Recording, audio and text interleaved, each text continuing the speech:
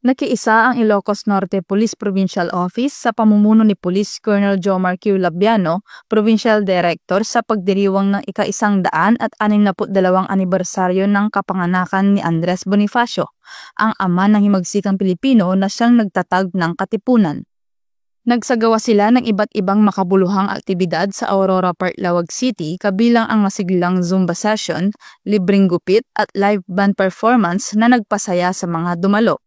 Pinalawig din ang selebrasyon sa pamamagitan ng isang coastal clean-up drive sa Barangay Suba, Paway, Ilocos Norte, katuwang ang Philippine Coast Guard, mga Force Multiplier, Peacekeeper Riders of Ilocos Norte at mga empleyado ng Suba Sand Dunes 4x4.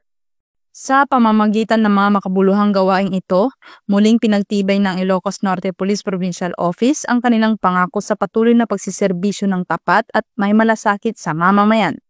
Katulad ng ipinamalas ni Andres Bonifacio, patuloy na isinusulong ng INPPO ang diwa ng malasakit at kabayanihan, mga halagang nagsisilbing gabay sa kanilang paglilingkod para sa komunidad. Mula dito sa Ilocos Region, ako ang inyong PNN Correspondent, Police Corporal Joanna Marie N. Santos, alagad ng batas, tagataguyod ng balitang pulis.